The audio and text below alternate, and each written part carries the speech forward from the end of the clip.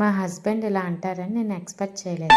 Hello guys, సరదాగా మా husband light హౌస్కి వెళ్దామా అన్నారు. వైజాగ్ కాబోలు అనుకున్నా, కానీ కాదు, ఇక్కడ మనకు దగ్గరలో ఉన్న గోవిందపురం అని చెప్పారు. ఇక లైట్ హౌస్ ఉందని నాకు ఎప్పుడూ తెలియదు. సరే అని చెప్పి వెంటనే బయలుదేరిపోయామండి. మేము వెళ్ళేసరికి మధ్యాహ్నం 2:00 అయ్యింది. కానీ లైట్ హౌస్ 3 నుంచి 5 వరకే అలాట్ చేస్తారని చెప్పారు. ఈలోపు అలాగా గోవిందపురం బీచ్కి వెళ్దామని అలా వచ్చేసాము.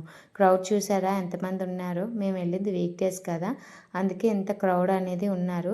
చాలా హ్యాపీ అనిపించింది, చాలా సరదా అనిపించింది. నేను ఇది 3వ సారి రావడం ఈ గోవిందపురం బీచ్కి. అక్కడ శివానం బ్రిడ్జ్ కనిపిస్తుంది కదా, లాస్ట్ టైం మేము అక్కడికే వెళ్ళాము.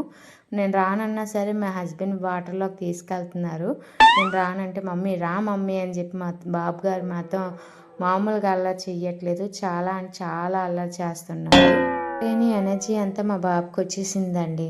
పక్కనున్న చాలామంది పిల్లలు బీచ్లోని ఇలాగా గెంతడం, వాటర్లోని ఆ ఇసుకని తుల్లించడం అది చేస్తున్నారు. అది చూసే మా బాబు కూడా ఇలాగ ఇసుకని తీసి బీచ్లోకి ఇసిరేస్తున్నాడు అనమాట.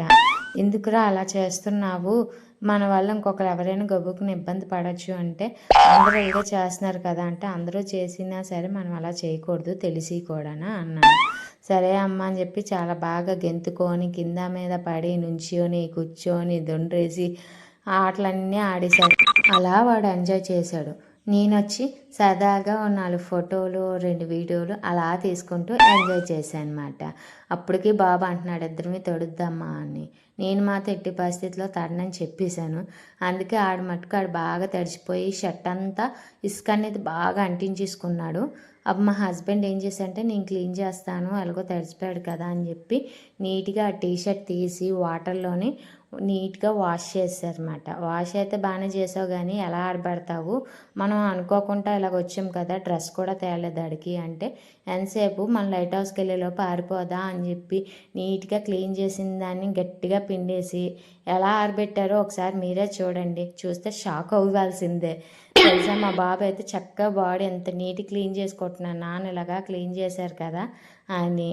చూసారా ఎంత చూపిస్తాను, నాకు 6 ప్యాక్ ఉన్నది చూసారా అని. చూసారా మా హస్బెండ్ అది మెడకి ఎలాగేసుకున్నారు, అలాగా ఆరబెట్టారన్నమాట.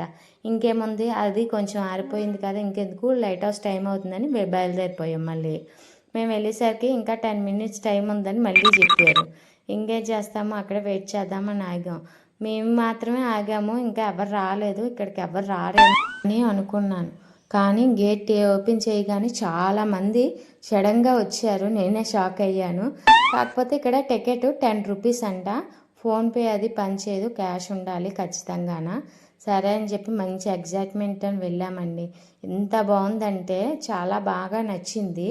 మా బాబు అయితే చూసారా అలా ఫాదర్తోని చక్కగా ఎంజాయ్ చేస్తూ నడుస్తూ అన్నీ అడుగుతున్నాడనమాట. ఇక్కడ లైట్ హౌస్ ఎందుకు ఉంటుంది ఏంటి అని.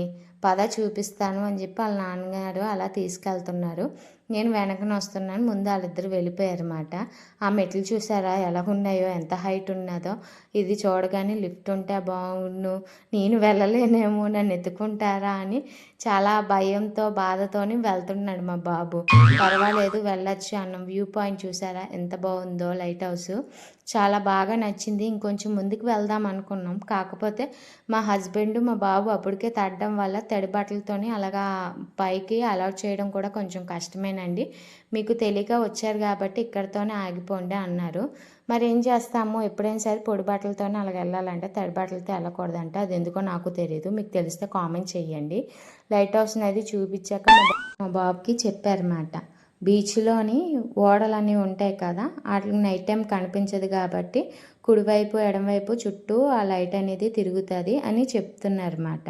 అలాగే ఒడ్డున రాళ్ళు కూడా ప్రమాదకరమైనవి ఏవైనా ఉంటే కనుక తెలుస్తాయని చెప్పాడు.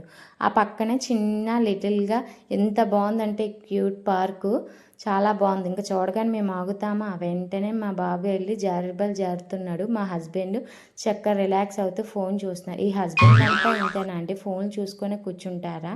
ఇంకా మనం ఏం చేస్తాము, చక్కగా ఉయ్యాల దొరికింది ఇంక మరి వదులుతామా, హ్యాపీగా ఉయ్యాలు ఊక్కుంటూ ఎంజాయ్ చేస్తున్నాను. నేను ఉయ్యాలు ఊగుతూ ఎంజాయ్ చేస్తున్నాను, మా బాబు అక్కడ ఉన్న ప్రతిదీ కూడా ఎక్కి ఎంజాయ్ చేస్తున్నాడు.